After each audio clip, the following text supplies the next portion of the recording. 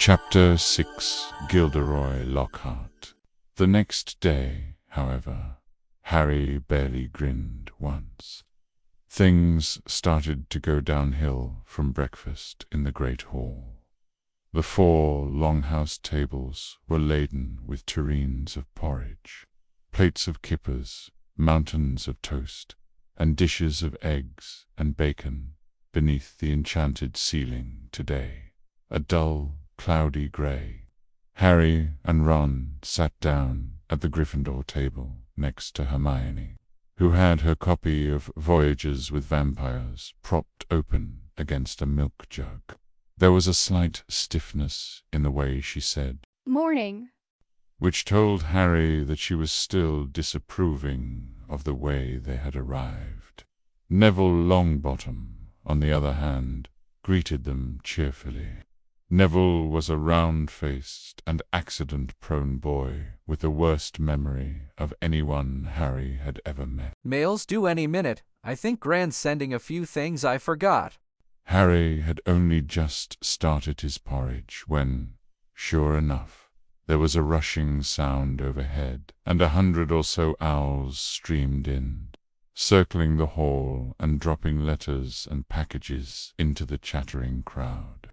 A big, lumpy package bounced off Neville's head, and a second later, something large and grey fell into Hermione's jug, spraying them all with milk and feath. "Errol," said Ron, pulling the bedraggled owl out by the feet. Errol slumped, unconscious, onto the table, his legs in the air and a damp red envelope in his beak. "Oh, no." Ron gasped. "It's all right, he's still alive," said Hermione, prodding Errol gently with the tip of her finger. "It's not that, it's that." Ron was pointing at the red envelope.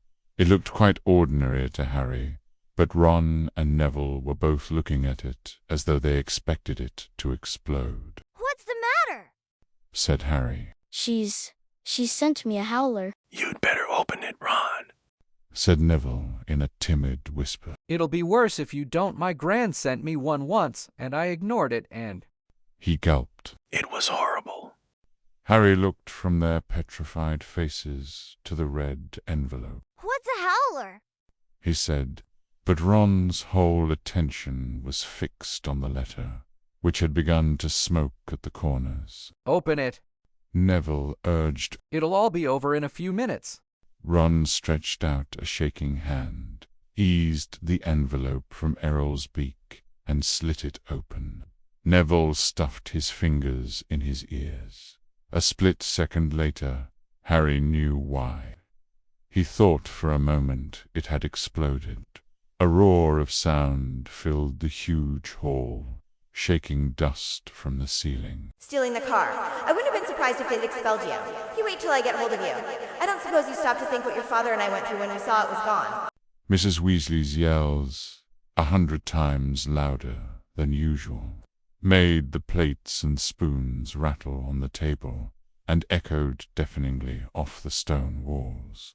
People throughout the hall were swiveling around to see who had received the howler, and Ron sank so low in his chair that only his crimson forehead could be seen. "Letter from Dumbledore last night. I thought your father would die of shame. We didn't bring you up to behave like this. You and Harry could both have died." Harry had been wondering when his name was going to crop up. He tried very hard to look as though he couldn't hear the voice that was making his eardrums throb. "Absolutely disgusted. Your father's facing an inquiry at work. It's entirely your fault, and if you put another toe out of line, we'll bring you straight back home." A ringing silence fell. The red envelope, which had dropped from Ron's hand, burst into flames and curled into ashes. Harry and Ron sat stunned, as though a tidal wave had just passed over them. A few people laughed, and, gradually, a babble of talk broke out again. Hermione closed Voyages with Vampires and looked down at the top of Ron's head. "Well, I don't know what you expected, Ron, but you." "Don't tell me I deserved it," snapped Ron, Harry pushed his porridge away. His insides were burning with guilt. Mr. Weasley was facing an inquiry at work. After all, Mr. and Mrs. Weasley had done for him over the summer. But he had no time to dwell on this. Professor McGonagall was moving along the Gryffindor table, handing out course schedules. Harry took his and saw that they had double herbology with the Hufflepuffs first. Harry, Ron, and Hermione left the castle together, crossed the vegetable patch, and made for the greenhouses, where the magical plants were kept. At least the Howler had done one good thing. Hermione seemed to think they had now been punished enough, and was being perfectly friendly again. As they neared the greenhouses, they saw the rest of the class standing outside, waiting for Professor Sprout. Harry, Ron, and Hermione had only just joined them when she came striding into view across the lawn, accompanied by Gilderoy Lockhart. Professor Sprout's arms were full of bandages, and with another twinge of guilt, Harry spotted the whomping willow in the distance, several of its branches now in slings. Professor Sprout was a squat little witch who wore a patched hat over her flyaway hair. There was usually a large amount of earth on her clothes, and her fingernails would have made Aunt Petunia faint.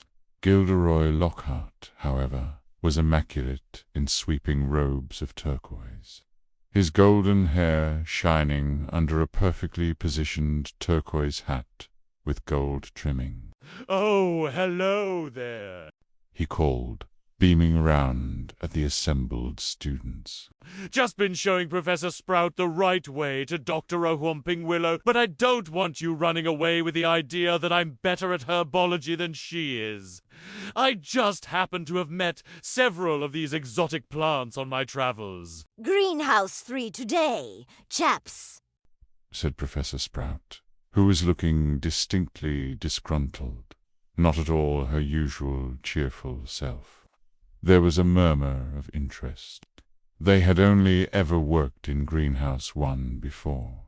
Greenhouse 3 housed far more interesting and dangerous plants. Professor Sprout took a large key from her belt and unlocked the door. Harry caught a whiff of damp earth and fertilizer mingling with the heavy perfume of some giant. Umbrella-sized flowers dangling from the ceiling. He was about to follow Ron and Hermione inside when Lockhart's hand shot out. "Harry, I've been wanting a word. You don't mind if he's a couple of minutes late, do you? Professor Sprout." Judging by Professor Sprout's scowl, she did mind, but Lockhart said, "That's the ticket!" and closed the greenhouse door in her face. "Harry!" said Lockhart, his large white teeth gleaming in the sunlight as he shook his head. "Harry! Harry! Harry!" Completely nonplussed, Harry said nothing. "When I heard, well, of course, it was all my fault. Could have kicked myself." Harry had no idea what he was talking about. He was about to say so when Lockhart went on. "Don't know when I've been more shocked. Flying a car to Hogwarts, well, of course I knew at once why you'd done it. Stood out a mile. Harry, Harry, Harry." It was remarkable how he could show every one of those brilliant teeth even when he wasn't talking. "Gave you a taste for publicity, didn't I?" said Gilderoy Lockhart.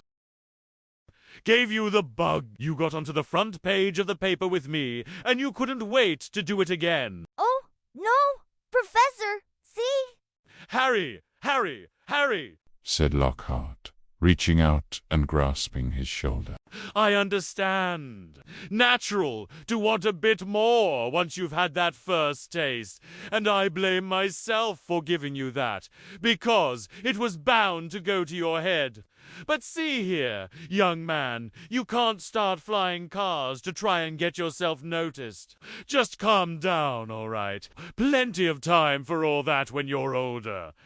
Yes, I know what you're thinking. It's all right for him. He's an internationally famous wizard already. But when I was 12, I was just as much of a nobody as you are now. In fact, I'd say I was even more of a nobody. I mean, a few people have heard of you, haven't they? All that business with you-know-who? He glanced at the lightning scar on Harry's forehead. I know! It's not quite as good as winning Witch Weekly's Most Charming Smile Award 5 times in a row, as I have. But it's a start, Harry. It's a start. He gave Harry a hearty wink and strode off. Harry stood stunned for a few seconds. Then, remembering he was supposed to be in the greenhouse, he opened the door and slid inside. Professor Sprout was standing behind a trestle bench in the center of the greenhouse. About 20 pairs of different-colored earmuffs were lying on the bench. When Harry had taken his place between Ron and Hermione, she said, We'll be repotting mandrakes today. Now, who can tell me the properties of the mandrake? To nobody's surprise, Hermione's hand was first into the air. Mandrake, or mandragora, is a powerful restorative. Said Hermione, sounding as usual as though she had swallowed the textbook. It is used to return people who have been transfigured or cursed to their original state. Excellent! 10 points to Gryffindor. Said Professor Sprout. The mandrake forms an essential part of most antidotes. It is also, however, dangerous. Who can tell me why? Hermione's hand narrowly missed Harry's glasses as it shut up again. The cry of the mandrake is fatal to anyone who hears it. She said promptly. Precisely. Take another 10 points. Said Professor Sprout. Now, the mandrakes we have here are still very young. She pointed to a row of deep trays as she spoke, and everyone shuffled forward for a better look. 100 or so tufty little plants, purplish-green in color, were growing there in rows. They looked quite unremarkable to Harry, who didn't have the slightest idea what Hermione meant by the cry of the mandrake. Everyone take a pair of earmuffs. There was a scramble as everyone tried to seize a pair that wasn't pink and fluffy. When I tell you to put them on, make sure your ears are completely covered. Said Professor Sprout. When it is safe to remove them, I will give you the thumbs up. Right earmuffs on. Harry snapped the earmuffs over his ears. They shut out sound completely. Professor Sprout put the pink, fluffy pair over her own ears, rolled up the sleeves of her robes, grasped one of the tufty plants firmly, and pulled hard. Harry let out a gasp of surprise that no one could hear. Instead of roots, a small, muddy, and extremely ugly baby popped out of the earth. The leaves were growing right out of his head. He had pale green, mottled skin, and was clearly bawling at the top of his lungs. Professor Sprout took a large plant pot from under the table and plunged the mandrake into it, burying him in dark, damp compost until only the tufted leaves were visible. Professor Sprout dusted off her hands, gave them all the thumbs up, and removed her own earmuffs. As our mandrakes are only seedlings, their cries won't kill yet. she said calmly, as though she'd just done nothing more exciting than water a begonia. However, they will knock you out for several hours, and as I am sure none of you want to miss your first day back, make sure your earmuffs are securely in place while you work. I will attract your attention when it is time to pack up. For to a tray, there is a large supply of pots here, compost in the sacks over there, and be careful of the venomous tentacula. It's teething. She gave a sharp slap to a spiky, dark red plant as she spoke, making it draw in the long feelers that had been inching sneakily over her shoulder. Harry, Ron, and Hermione were joined at their tray by a curly-haired Hufflepuff. Boy Harry knew by sight, but had never spoken to. Justin Finch-Fletchley. He said brightly, shaking Harry by the hand. Know who you are, of course, the famous Harry Potter. And you're Hermione Granger, always top in everything. Hermione beamed as she had her hand shaken too. And Ron Weasley, wasn't that your flying car? Ron didn't smile. The howler was obviously still on his mind. That Lockhart's something, isn't he? Said Justin happily as they began filling their plant pots with dragon dung compost. Awfully brave chap. Have you read his books? I'd have died of fear if I'd been cornered in a telephone booth by a werewolf. But he stayed cool. And Zap just fantastic. My name was down for Eton, you know. I can't tell you how glad I am I came here instead. Of course, Mother was slightly disappointed, but since I made her read Lockhart's books, I think she's begun to see how useful it'll be to have a fully trained wizard in the family. After that, they didn't have much chance to talk. Their earmuffs were back on, and they needed to concentrate on the mandrakes. Professor Sprout had made it look extremely easy, but it wasn't. The mandrakes didn't like coming out of the earth, but didn't seem to want to go back into it either. They squirmed, kicked, flailed their sharp little fists, and gnashed their teeth. Harry spent 10 whole minutes trying to squash a particularly fat one into a pot. By the end of the class, Harry, like everyone else, was sweaty, aching, and covered in earth. Everyone traipsed back to the castle for a quick wash, and then the Gryffindors hurried off to Transfiguration. Professor McGonagall's classes were always hard work, but today was especially difficult. Everything Harry had learned last year seemed to have leaked out of his head during the summer. He was supposed to be turning a beetle into a button, but all he managed to do was give his beetle a lot of exercise as it scuttled over the desktop, avoiding his wand. Ron was having far worse problems.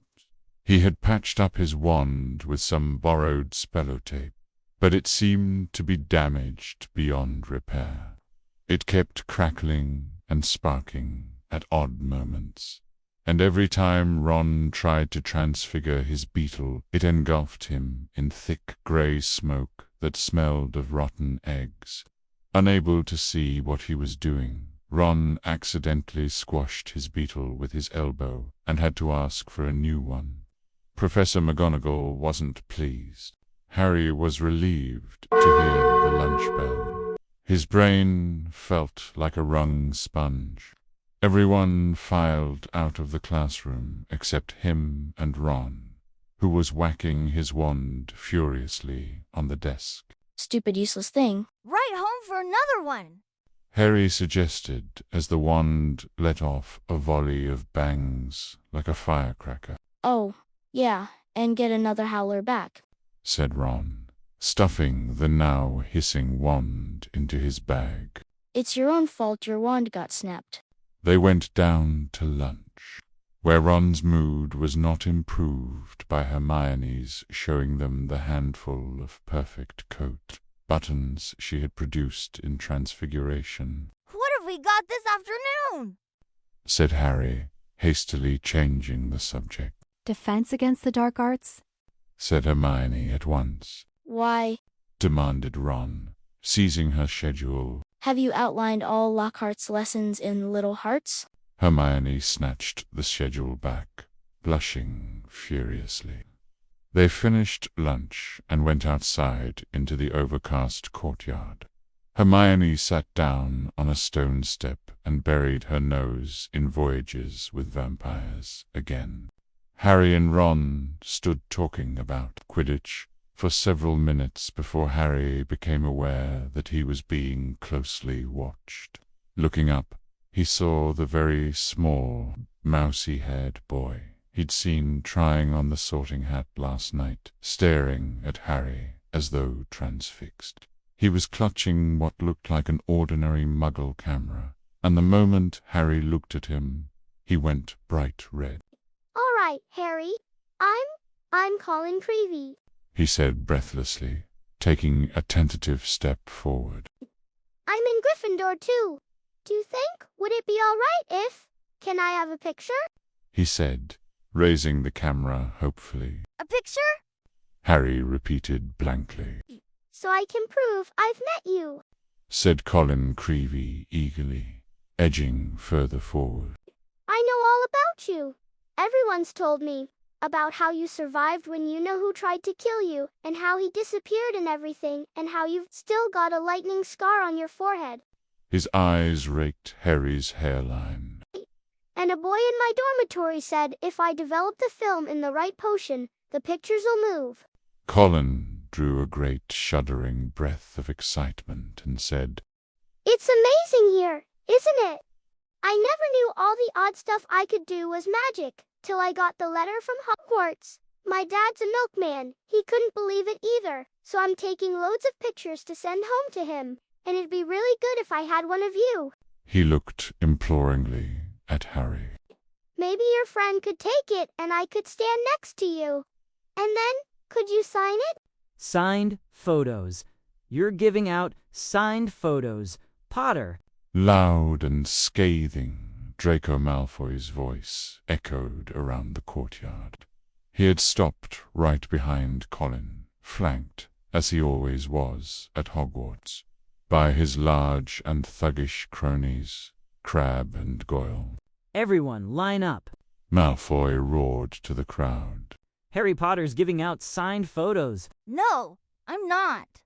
Said Harry angrily, his fists clenching. "Shut up, Malfoy." You're just jealous. Piped up Colin, whose entire body was about as thick as Crabbe's neck. Jealous, said Malfoy, who didn't need to shout any more. Half the courtyard was listening in. Of what? I don't want a foul scar right across my head. Thanks. I don't think getting your head cut open makes you that special. Myself? Crabbe and Goyle were sniggering stupidly. Eat slugs, Malfoy, said Ron angrily. Crabbe stopped laughing and started rubbing his knuckles in a menacing way. Be careful, Weasley, sneered Malfoy. You don't want to start any trouble, or your mommy'll have to come and take you away from school. He put on a shrill, piercing voice. If you put another toe out of line... A knot of Slytherin, fifth years nearby, laughed loudly at this. Weasley would like a signed photo. Potter? Smirked Malfoy. It'd be worth more than his family's whole house. Ron whipped out his spellotaped wand, but Hermione shut Voyages with Vampires with a snap and whispered, Look out! What's all this? What's all this?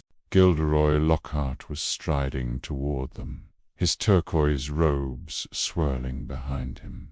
Who's giving out signed photos? Harry started to speak, but he was cut short as Lockhart flung an arm around his shoulders and thundered jovially. Shouldn't have asked. We meet again, Harry. Pinned to Lockhart's side and burning with humiliation, Harry saw Malfoy slide, smirking back into the crowd. Come on then, Mr. Creevy, said Lockhart, beaming at Colin. A double portrait can't do better than that, and we'll both sign it for you. Colin fumbled for his camera and took the picture as the bell rang behind them, signaling the start of afternoon classes. Off you go! Move along there! Lockhart called to the crowd, and he set off back to the castle with Harry, who was wishing he knew a good vanishing spell, still clasped to his side. A word to the wise, Harry, said Lockhart paternally as they entered the building through a side door. I covered up for you back there with young Crevief. He was photographing me. Too, your schoolmates won't think you're setting yourself up so much. Deaf to Harry's stammers, Lockhart swept him down a corridor lined with staring students and up a staircase. Let me just say that handing out signed pictures at this stage of your career isn't sensible. Looks a tad big-headed, Harry. To be frank, there may well come a time when, like me, you'll need to keep a stack handy wherever you go. But he gave a little chortle. I don't think you're quite there yet. They had reached Lockhart's classroom, and he let Harry go at last. Harry yanked his robes straight and headed for a seat at the very back of the class, where he busied himself with piling all 7 of Lockhart's books in front of him, so that he could avoid looking at the real thing. The rest of the class came clattering in, and Ron and Hermione sat down on either side of Harry. You could have fried an egg on your face, said Ron. You'd better hope Creevy doesn't meet Ginny, or they'll be starting a Harry Potter fan club. Shut up! Snapped Harry. The last thing he needed was for Lockhart to hear the phrase Harry Potter fan club. When the whole class was seated, Lockhart cleared his throat loudly and silence fell. He reached forward, picked up Neville Longbottom's copy of Travels with Trolls, and held it up to show his own winking portrait on the front. Me? He said, pointing at it and winking as well. Gilderoy Lockhart, Order of Merlin, 3rd class, honorary member of the Dark Force Defense League, and 5-time winner of Witch Weekly's Most Charming Smile Award. But I don't talk about that. I didn't get rid of the Bandon Banshee by smiling at her. He waited for them to laugh. A few people smiled weakly. I see you've all bought a complete set of my books. Well done! I thought we'd start today with a little quiz. Nothing to worry about, just to check how well you've read them, how much you've taken in. When he had handed out the test papers, he returned to the front of the class and said, You have 30 minutes. Start now! Harry looked down at his paper and read, 1. What is Gilderoy Lockhart's favorite color? 2. What is Gilderoy Lockhart's secret ambition? 3. What, in your opinion, is Gilderoy Lockhart's greatest achievement to date? On and on it went, over 3 sides of paper, right down to 54. When is Gilderoy Lockhart's birthday, and what would his ideal gift be? Half an hour later, Lockhart collected the papers and rifled through them in front of the class. Tut, tut! Hardly any of you remembered that my favorite color is lilac. I say so in Year with the Yeti, and a few of you need to read Wanderings with Werewolves more carefully. I clearly state in Chapter 12 that my ideal birthday gift would be harmony between all magic and non-magic peoples, though I wouldn't say no to a large bottle of Ogden's Old Fire whiskey. He gave them another roguish wink. Ron was now staring at Lockhart with an expression of disbelief on his face. Seamus, Finnegan, and Dean Thomas, who were sitting in front, were shaking with silent laughter.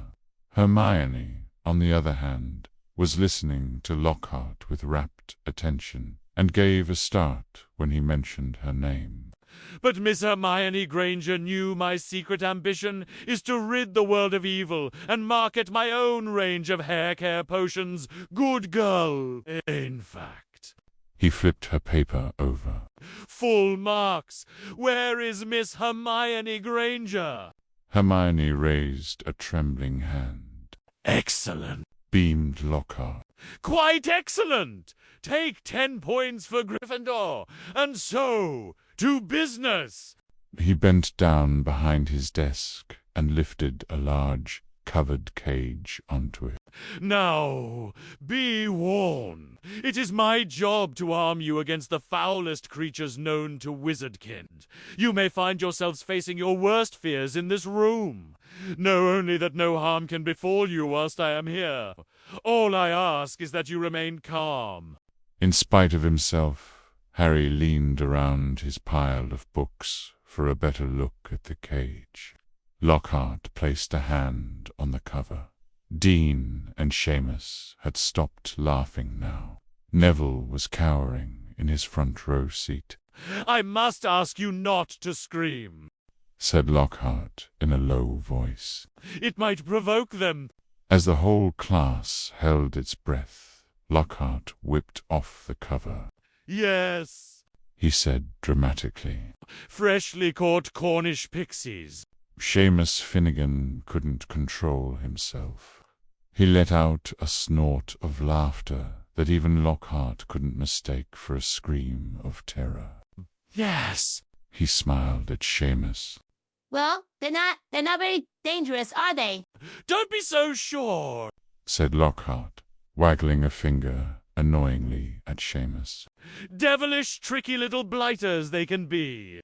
The pixies were electric blue and about 8 inches high, with pointed faces and voices so shrill it was like listening to a lot of budgies arguing. The moment the cover had been removed, they had started jabbering and rocketing around, rattling the bars and making bizarre faces at the people nearest them. Right then, Lockhart said loudly. Let's see what you make of them. And he opened the cage. It was pandemonium. The pixies shot in every direction like rockets. 2 of them seized Neville by the ears and lifted him into the air. Several shot straight through the window, showering the back row with broken glass. The rest proceeded to wreck the classroom more effectively than a rampaging rhino. They grabbed ink bottles and sprayed the class with them, shredded books and papers, tore pictures from the walls, upended the wastebasket, grabbed bags and books, and threw them out of the smashed window. Within minutes, half the class was sheltering under desks, and Neville was swinging from the iron chandelier in the ceiling. Come on now! Round them up! Round them up! They're only pixies! Lockhart shouted. He rolled up his sleeves, brandished his wand, and bellowed. Pesci pixi pesternomi! It had absolutely no effect. One of the pixies seized his wand and threw it out of the window. 2.